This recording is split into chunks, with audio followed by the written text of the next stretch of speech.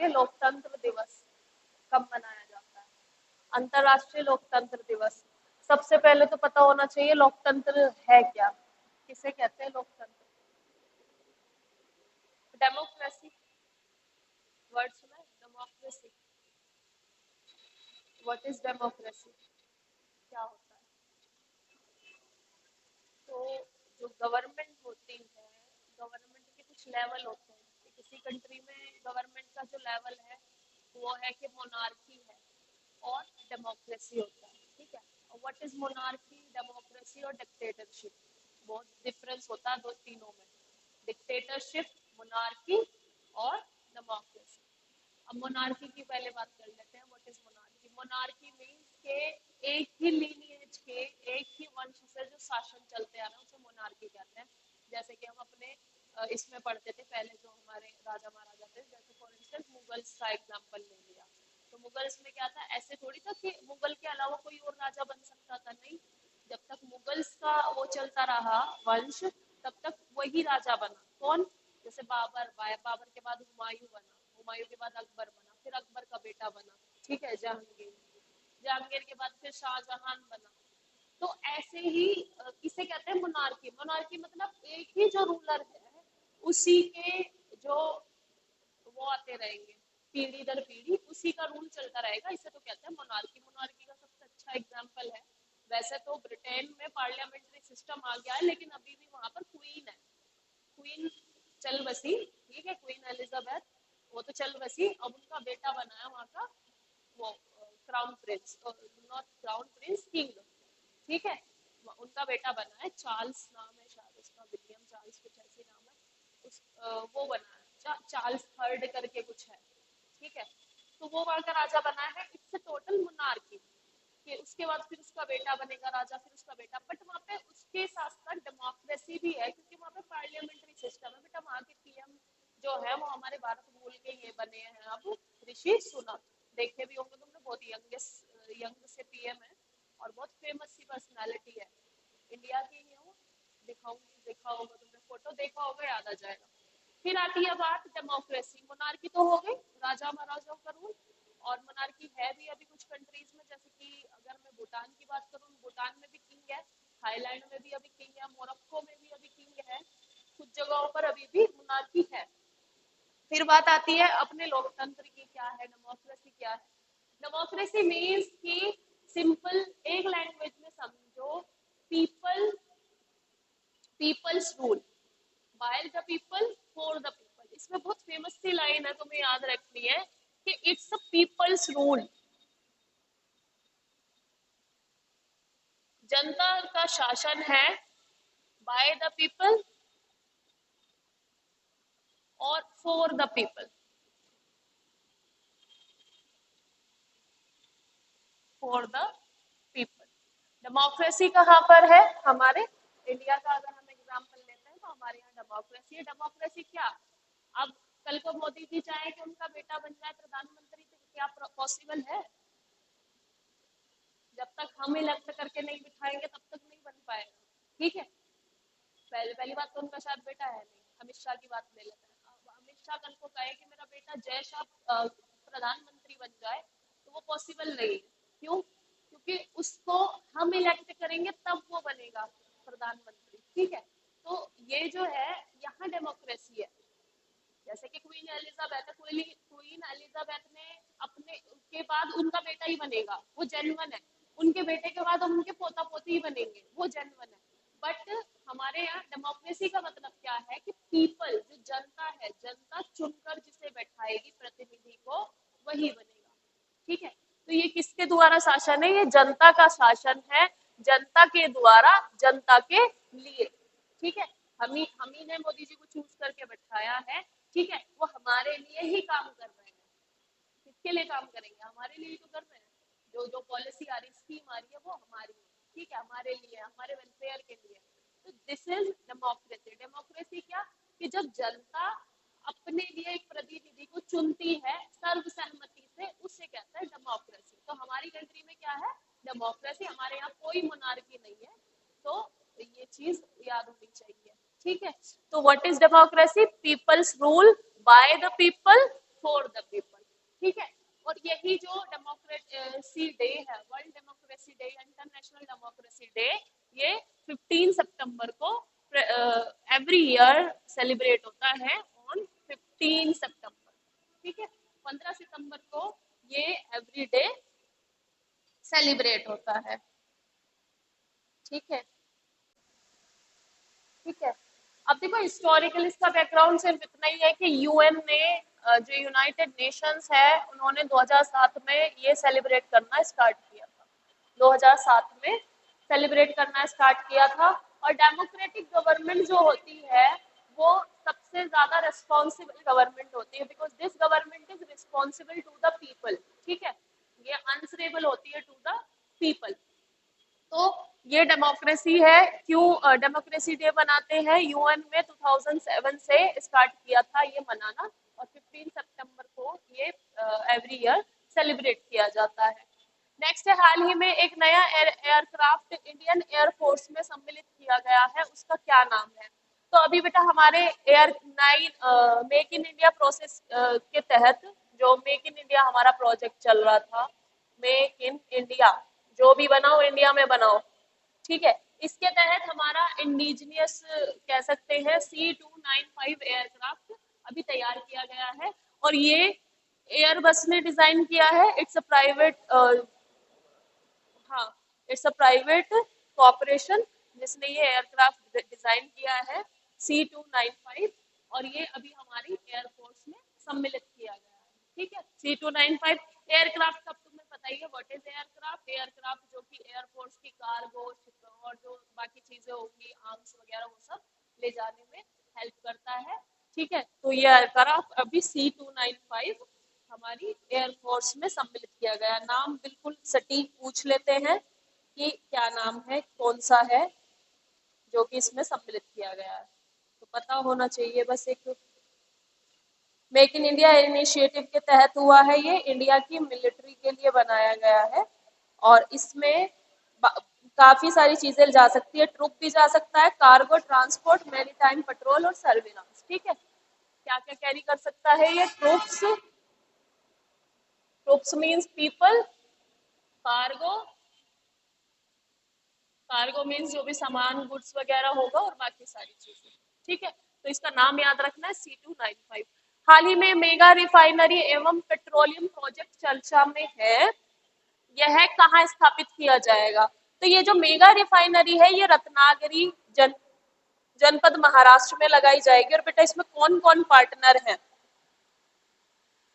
Indian oil corporation, Bharat petroleum corporation limited, Hindustan petroleum corporation limited, और ये Saudi Arabia की corporation है ऑयल की, और एक संयुक्त अरब अमीरात UAE की कॉर्पोरेशन है।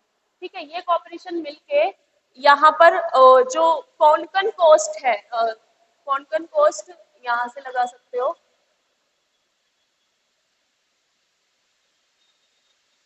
यहाँ ये लगाई जाएगी, ये रिफाइनरी यहाँ पर लगाई जाएगी, ये महाराष्ट्र।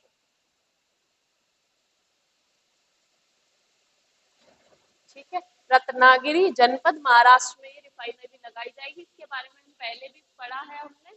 ठीक है, ये सऊदी अरेबिया और UAE के साथ हमारा जो समझौता तय हुआ था उसके तहत लगाई जाएगी। ठीक है, रत्नागिरी जनपद महाराष्ट्र में।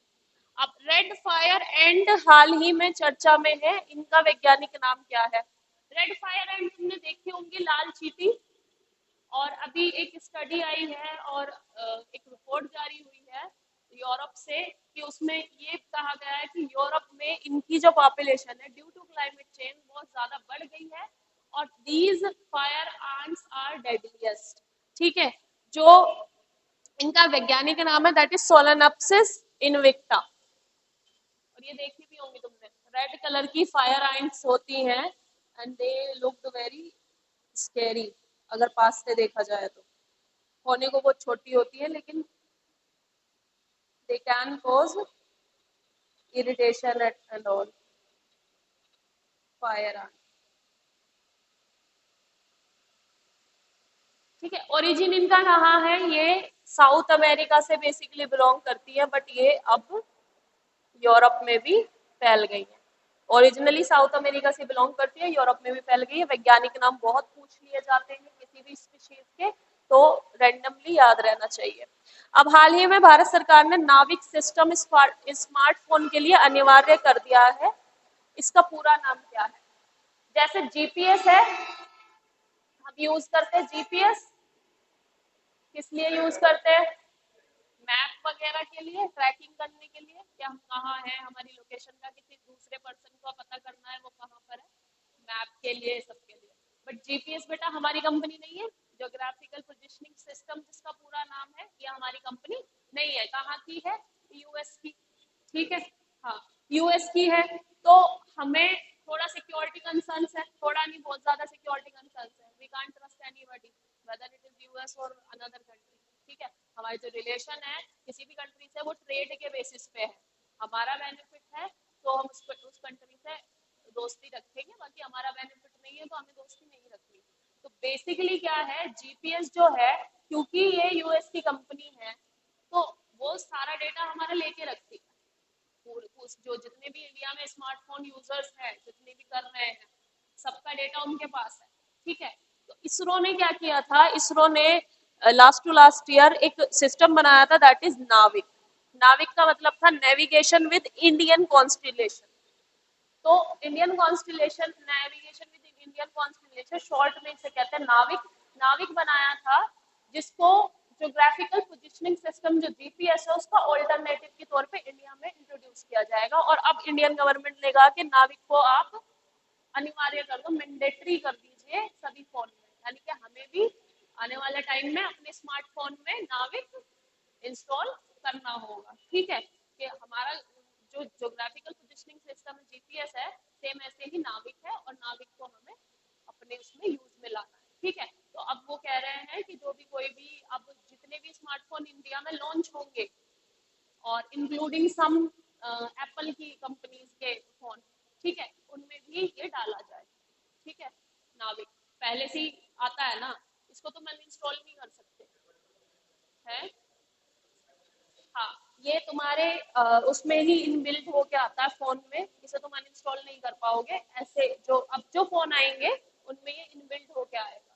ठीक है, तो दिस इज नाविक। नाविक का पूरा नाम याद रखना, नेविगेशन विद इंडियन कॉन्स्टिलेशन। ये वही काम करेगा जो जीपीएस करता है, और इसरो ने इसे डेवलप किया है। ठीक है, Indian space research organisation. Next है, हाल ही में national judicial data grid. National judicial data grid किसने लॉन्च किया? तो बेटा ये हमारे सीजेआई हैं, ऑनरेबल डीवाई चंद्रचूड़। ठीक है, इन्होंने चीफ जस्टिस ऑफ इंडिया जो है इस समय सुप्रीम कोर्ट के, उन्होंने लॉन्च किया है judicial data grid. What is national judicial data grid? जैसे कि जुडिशियल से नाम पता चलता है, जहां भी जुडिशियल आ जाए इट मींस कि it is something which is related to law. ठीक है, कानून से कुछ रिलेटेड, कोर्ट से कुछ रिलेटेड है।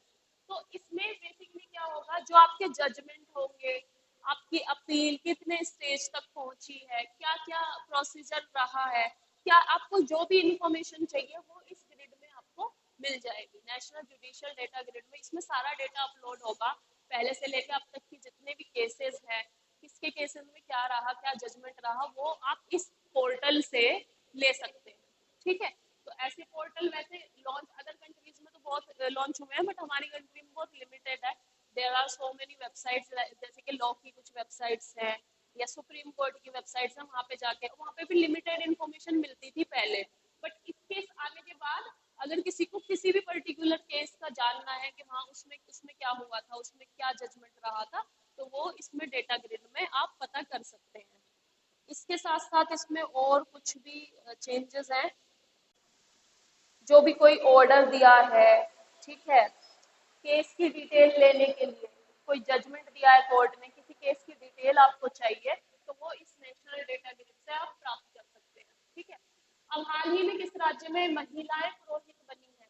देखो ये वाला बहुत इंटरेस्टिंग सी चीज है कि अभी तमिलनाडु में 3 महिलाएं पुरोहित बनी है। यूजुअली क्या होता है कि महिलाएं पुरोहित नहीं बनती हैं। ठीक है, महिलाएं जो हैं उन्हें टेंपल में भी एंट्री नहीं है। अगर तुमने फेमस एक टेम्पल का नाम सुना है, उसका नाम है सबरीमाला। सबरीमाला पे बहुत लंबा केस चला है सुप्रीम कोर्ट में कि महिलाओं को सबरीमाला में पूजा करने की अनुमति नहीं थी। कुछ सर्टेन एज लिमिट है वहाँ पे, इस एज लिमिट के तक महिलाएं नहीं जा सकती है मंदिर में। ठीक है, सबरीमाला पे बहुत बड़ा केस आया था, मतलब जजमेंट आया था सुप्रीम कोर्ट का, सुप्रीम कोर्ट ने अलाउ करा दिया था कि लिमिटेड सेंस में कि जा सकती है महिलाएं, महिलाओं को आप नहीं रोक सकते मंदिर में जाने से। ठीक है, अब उसी बीच में देखो ये बहुत बड़ी बात है कि महिलाएं अब मंदिर में पुरोहित भी बनेंगी। ठीक है, 3 महिलाएं ट्रेन की गई हैं तमिलनाडु में, और वो वहाँ मंदिर में पुरोहित बनेगी। यूजुअली पुरोहित कौन होता है? पंडित जी। ठीक है, अब महिलाएं भी वहाँ पे पूजा करवा सकेंगी, जो भी कर्म कांड होते हैं, रिचुअल होते हैं, वो करवा सकती हैं। ठीक है, यानी यूजुअली तुम मंदिर में जाओगे तो तुम्हें पुरोहित ही मिलेंगे। कभी भी महिलाएं पूजा कराती दिखी है? नहीं। पर वैदिक में होता था, हमारे वैदिक पीरियड में होता था। लेटर वैदिक तक आते आते सारी चीजें बदल गई, क्योंकि लेटर वैदिक में क्या हुआ, कास्ट सिस्टम आ गया। कास्ट सिस्टम के आते आते फिर महिलाओं की स्थिति भी खराब कर दी गई। महिलाओं को बिल्कुल सबऑर्डिनेट समझा जाता था पुरुषों के, ये तो बस सबऑर्डिनेट है, घर तक सीमित रहे, ये सोच थी उस समय। धीरे धीरे सारी चीजें डिटोरिएट होते गई, और अब जो है एक तरह से कह सकते हो कि न्यू बिगिनिंग है फॉर विमेन प्रीस्ट, और अब विमेन भी पूजा करा सकती है। ये तमिलनाडु में हुआ है। अभी 3 महिलाएं जो है, वो 3 महिलाएं ट्रेंड की गई है as priest, women priest. Priest means पुजारी। नेक्स्ट है कलईनार मागालिल उरुमई चित्तम। किस राज्य द्वारा चलाई गई योजना है? देखो नाम से ही पता चल रहा है, तुम्हें लैंग्वेज से ही पता चल रहा है, दिस इज तमिलियन लैंग्वेज। और आई नो कि इससे क्वेश्चन कम ही आएगा, बट इसको यहाँ पे रखने का मकसद ये है कि कर्नाटका में एक और आई है स्कीम इसी ऐसे ही नाम से, वो थी गृह लक्ष्मी। कर्नाटका में भी एक स्कीम लॉन्च हुई है ऐसी, गृह लक्ष्मी, और इन्होंने तमिलनाडु में लॉन्च की है कईनार मागलेर ओरिमई थिट्टम। ठीक है, अब जो भी तमिलियन होगा वो तो पकड़ के मारेगा कि तुम क्या बोल रहे हो, क्योंकि वी आर नॉट तमिल, तो हमें नहीं पता क्या इनका प्रोनाउंसिएशन होगा। देखो तमिलनाडु में बेसिकली वहाँ की गवर्नमेंट ने अभी लॉन्च किया है ये स्कीम, जो ऊपर लिखी हुई है कि हर महिला को प्रति वर्ष 1000, मतलब एक इनकम क्राइटेरिया है कि महिलाओं को जिनकी एनुअल इनकम 2.5 लाख से नीचे है, इसके बिलो है, 2.5 लाख के नीचे है एनुअल इनकम, मतलब साल में जिनके घर की इनकम, जिनकी एनुअल इनकम 2.5 लाख से क्या है, नीचे है, उनको 1000 प्रति महीना की बेसिक इनकम दी जाएगी। ठीक है, हाँ, ये बेसिक इनकम दी जाएगी। और बेटा ये जो है यूरोपियन कंट्रीज में बहुत प्रचलित चीज है, जैसे कि वहां पर क्या होता है, किसी की अगर जॉब चली जाती है इन जर्मनी या फ्रांस, बहुत जगहों पर ऐसी स्कीम है, तो जिनकी जॉब चली जाती है तो 6 महीने गवर्नमेंट उनको सैलरी देती है, मतलब एक बेसिक इनकम का कॉन्सेप्ट यूरोप में है। तो हमारी कंट्री में धीरे धीरे दे आर अडॉप्टिंग, और हमारे यहाँ बहुत सारे जो राज्य हैं वो बेसिक इनकम या यूनिवर्सल जो एक बेसिक इनकम होनी चाहिए उसकी तरफ जा रहे हैं। तो इसी में देखो डिपेंड करता है स्टेट टू स्टेट, किस स्टेट के पास कितना रिसोर्स है, क्योंकि बेटा कुछ स्टेट ऐसे हैं जिनके पास उतना रिसोर्स नहीं है, जैसे कि हमारे बिहार हो गया या वेस्ट बंगाल हो गया, रिसोर्स कम है ना, पुअर स्टेट्स है हमारे। बट राज्य जो है जो अच्छे सफिशिएंट उसमें है कैपेसिटी में, वे लॉन्च कर रहे हैं, जिसके 1000 पर मंथ की बेसिक इनकम इन्होंने की है कि उसको प्रति महीना उस महिला को 1000 रुपए मिले। ठीक है, वेदर वो चल रहा है उनका वर्क या नहीं चल रहा, बट ये उनकी बेसिक इनकम फिक्स रहेगी। इससे क्या फायदा होता है कि जो महिलाएं हैं यूजुअली वो काम नहीं करती हैं। ठीक है, कुछ होती हैं वर्किंग, बट कुछ को तो ये कह दिया जाता है कि भाई तुम घर पे रहो, ये करो वो करो, है ना। तो सबसे ज्यादा जो हुई है प्रॉब्लम वो महिलाओं को ही होती है, और घर भी उनको ही संभालना है, पैसे भी उनके हाथ में नहीं दिए जाते। बट ये बहुत अच्छी स्कीम है उसके हिसाब से कि 1000 पर महीना उनको मिलेगा। ठीक है, वेदर वो काम कर रही है नहीं कर रही है वो बात अलग है, ठीक है। तो ये इनकम क्राइटेरिया है। और सेम ऐसे ही तुम्हें मैंने बताया था, गृह लक्ष्मी नाम से कर्नाटक गवर्नमेंट ने भी लॉन्च किया है, ठीक है। कर्नाटक गवर्नमेंट में भी ऐसी ही एक स्कीम लॉन्च की गई है, ठीक है। तो ये याद रखना, कलाईनार मगाली पुरमई चित्तम। अब वो इसे कितना अच्छा से पढ़ते होंगे वो पता नहीं, ठीक है। तो हमारे हिसाब से इतना ही बहुत है। अब अंतरराष्ट्रीय ओजोन दिवस कब मनाया जाता है? ओजोन दिवस, सबसे पहले तो व्हाट इज ओजोन, ये 16 सितंबर को मनाया जाता है। और मैंने कहा कि डेज जो आते हैं, जैसे कि हम ये डेमोक्रेसी डे पढ़ रहे हैं, ये डे पढ़ रहे हैं, ये डे जरूर आएंगे। इनका क्या है कि अगर हम रिसेंट में मनाया है, सितंबर के बाद अक्टूबर में कोई पेपर होने वाला है किसी का भी, फॉर इंस्टेंस ऐसे ही ले लेते हैं, किसी भी स्टेट पुलिस का हो रहा है, स्टेट सर्विस का, तो ये डेज पूछ लिए जाते हैं कि हाल ही में सेलिब्रेट किया गया, कब मनाया जाता है, ठीक है। या फिर आपसे ओजोन डे का बोल के कि 15 उसको 16 सितंबर को ओजोन डे मनाया गया, इसके बारे में बताइए क्या होता है ओजोन। तो ओजोन जो है बेटा, इसका फॉर्मूला होता है O3, ठीक है। इसमें ऑक्सीजन के 3 क्या होते हैं, एटम्स होते हैं। 3 ऑक्सीजन के एटम्स मिलके O3 जो फॉर्मूला है, ये ओजोन बनाता है। और बेटा 90% जो ओजोन है ये स्ट्रेटोस्फेयर में है।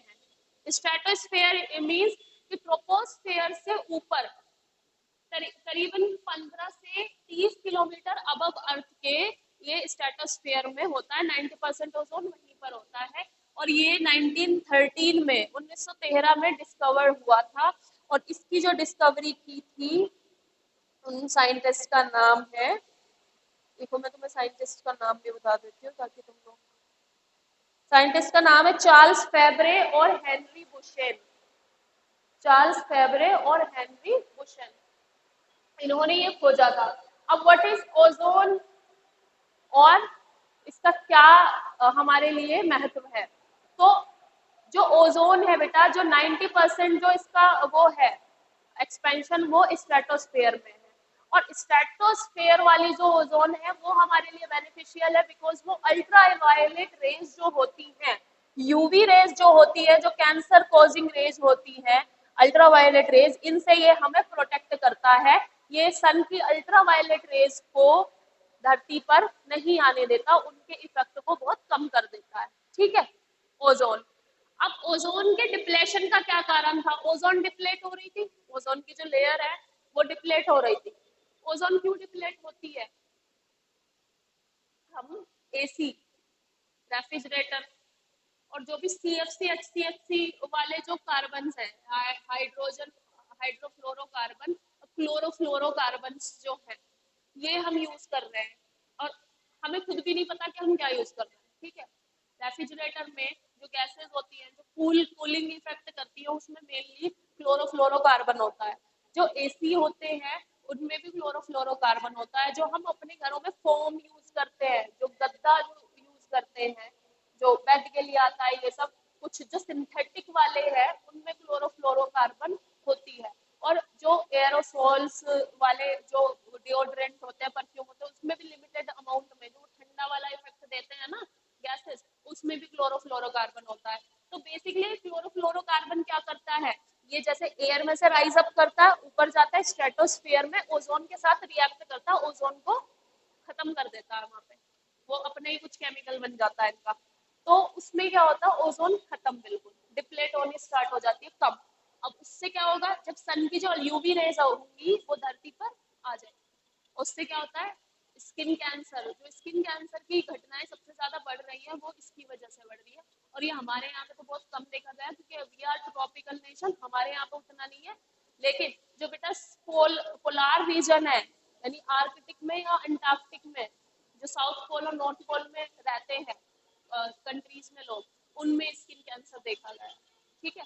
तो इसको लेकर बेटा मॉन्ट्रियल प्रोटोकॉल है, क्योटो मॉन्ट्रियल प्रोटोकॉल है, और किगाली अग्रीमेंट हुआ है ओजोन के डिप्लेशन को रोकने के लिए, ठीक है। तो ये याद रखना इसमें कि 16 सितंबर को मनाया जाता है O3 इसका फॉर्मूला। और एक और चीज है, जो बेटा 90% ऊपर है वही बेनिफिशियल है, अगर ओजोन नीचे है ना तो इट्स पोल्यूटेड। पोल्यूटेंट मतलब जहरीली है, टॉक्सिक है, अगर वो हमने इनहेल कर ली तो डेथ है, ठीक है। नीचे वाली हमारे लिए कोई फायदेमंद नहीं है, जो ऊपर स्ट्रेटोस्फीयर में ओजोन है वो नेचुरल ओजोन जो है वो बेनिफिशियल है।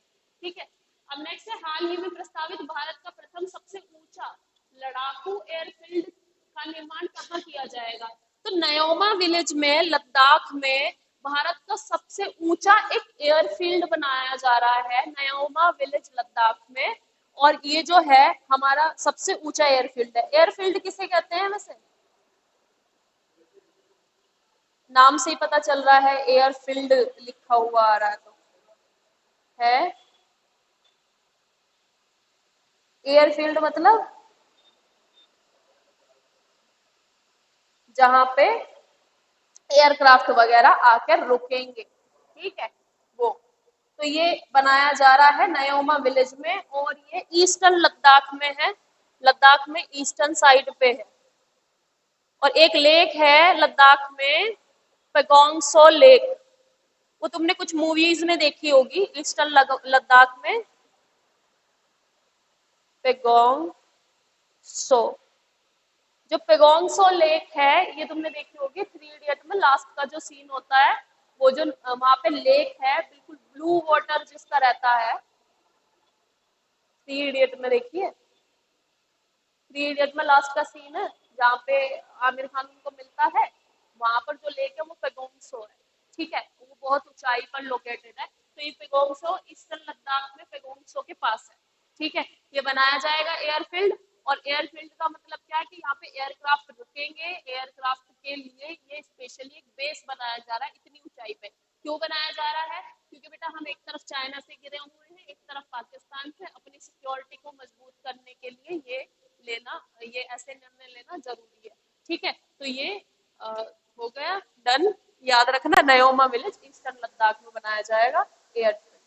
ठीक है, तो दिस इज